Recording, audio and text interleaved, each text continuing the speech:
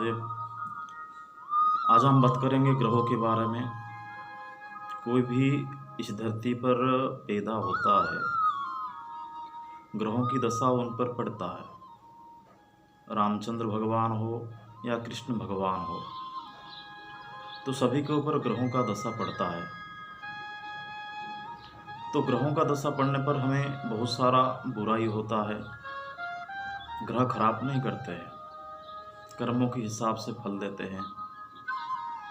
और ग्रहों दशा पड़ने पर आदमी का सब कुछ, जैसे कि दशांतर दशा, प्रत्यंतर दशा, सूक्ष्म दशा और स्थूल दशा। स्थूल दशा में क्या होता है, अभी का समय का जो समाचार है उसको निकाला जाता है। तो वैसे ही ग्रह जिसके ऊपर पड़ जाते हैं, अगर उनका कर्म के हिसाब से फल देने लगते हैं तो वो बुराई को कोई काटने वाला नहीं है। चाहे ब्रह्मा आ जाए, विष्णु आ जाए, महेश्वर भी आ जाए, क्योंकि जिनको जो ड्यूटी, जो कर्तव्य दिया गया है, वो कर्तव्य वो अपने आप ही निभा रहे हैं।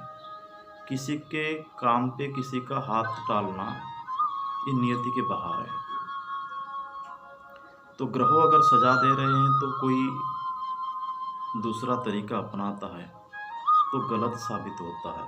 कैसे गलत साबित होता है मैं आपको बताऊंगा बाद में। तो आज हम बात करेंगे ग्रहों के बारे में। जो बात कर रहे हैं, ग्रहों का कौन सा ऐसा मंत्र है जिसको पाठ करने से सभी नवग्रह प्रीत होते हैं। तो नवाक्षरी मंत्र है ओम ह्रीम ह्रीम क्लीम हसकाल सकल श्रीं क्लीं स्त्रीं ऐं धूम स्वाहा। ये नवाक्षरी बीज मंत्र है। इस गुह्य मंत्र को हर रोज पाठ करने से आपका ग्रह दशा प्रशमन होता है, यानी कि शांत रहता है, पूरा नहीं कट जाएगा। ग्रह दशा पूरा नहीं कटता है। तो इसीलिए ब्रह्मांड पुराण में लिखा गया है, दैवाधीनम जगत सर्वम ग्रहाधीनाश्च मानवाः ते ग्रहाः प्रशमनार्थे ग्रह गुह्य मंत्रम जापयेत्। ग्रह का गुह्य मंत्र जाप करने से सभी ग्रह दशा समन होते हैं और ग्रह का पीड़ा आपको नहीं सताता है। शरीर में जितना भी अंग होता है, सभी अंगों का मालिक एक एक ग्रह होते हैं। कोई भी रोग पैदा होता है शरीर में तो ग्रहों के कारण पैदा होता है। कोई भी परेशानी आता है, राजा रामचंद्र वनवास गए थे तो ग्रहों के कारण, जन्म बृहस्पति के कारण वो गए थे। तो ग्रह ही सबसे ज़्यादा महत्व रखते हैं जिंदगी में। हमें ग्रहों को पहचानना जरूरी है, ना कि हर चीज़ में हमें तंत्र के पीछे भागना चाहिए। हमारा कुछ हो गया तो तंत्र के पीछे भागेंगे, किसी को बोलेंगे कि हमारा कुछ हो रहा है तो उसका उपाय दीजिए। ग्रहों को पहले देखना चाहिए और तंत्र के पीछे बाद में भागना चाहिए।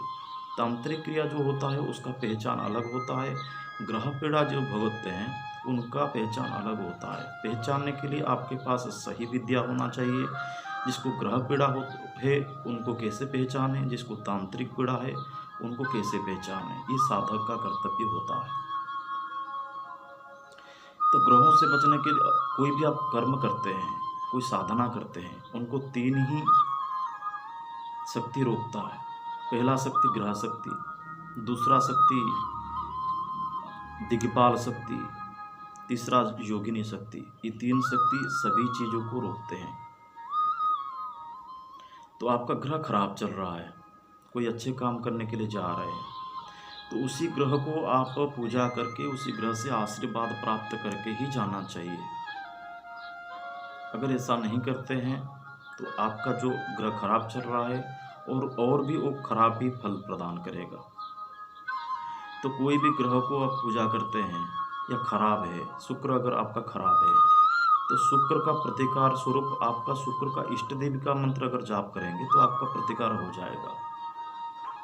शुक्र के लिए अगर दूसरे का प्रतिकार करेंगे, जैसे कि शनि पड़ने पर कोई महावीर के, हनुमान के पास ही प्रतिकार करता है, कोई महादेव के पास प्रतिकार करता है। मगर शनि आपका खराब है तो दक्षिण काली का प्रतिकार करने से आपका शनि ग्रह समन हो जाएंगे। ऐसे ही हर वक्त ग्रहों का ध्यान करना चाहिए। सुबह उठते ही एक ही लाइन में, एक ही मंत्र में आपका ग्रह पूजा हो जाएगा। रोज ही जो पाठ करते हैं, घंटा घंटा बैठना नहीं पड़ेगा। एक ही मंत्र में आपका ग्रह पूजा हो जाता है, एक ही मंत्र में दिक्पाल पूजा हो जाता है, एक ही मंत्र में योगिनी पूजा हो जाता है। तत्व को जानना चाहिए। इतना सारा खाना खाने से इतना ही ऊर्जा आता है, मगर ऊर्जा वाला इतना खाना खाने से भी उतना ही ऊर्जा आता है। तो अच्छा है, इतना खाना खाने से बजाय हम इतना ही पौष्टिक आहार लें, जिससे हमें पौष्टिकता मिले। तो ज़्यादा से ज़्यादा मंत्र स्तोत्र पाठ पढ़ने से और ज़्यादा कुछ करने से, घंटा घंटा बिताने से अच्छा है। तो अच्छा चीज़ को पकड़े और अच्छा चीज़ को हम ध्यान करें, जिसका फल हम हर वक्त मिलेगा।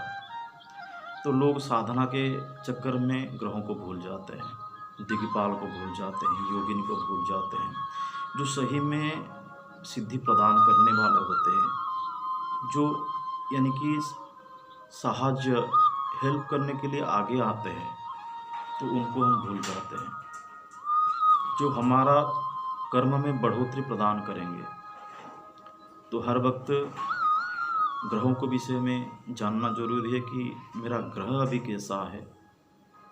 तो ग्रह ही सब कुछ कराते हैं। अगर आपका ग्रह सही है तो आप सही रास्ते में जाएंगे और सब कुछ आपका सही होगा। अगर आपका ग्रह खराब है तो आपका कुछ भी ठीक नहीं होगा। तो आगे दिक्पाल के बारे में बात करेंगे। महादेव।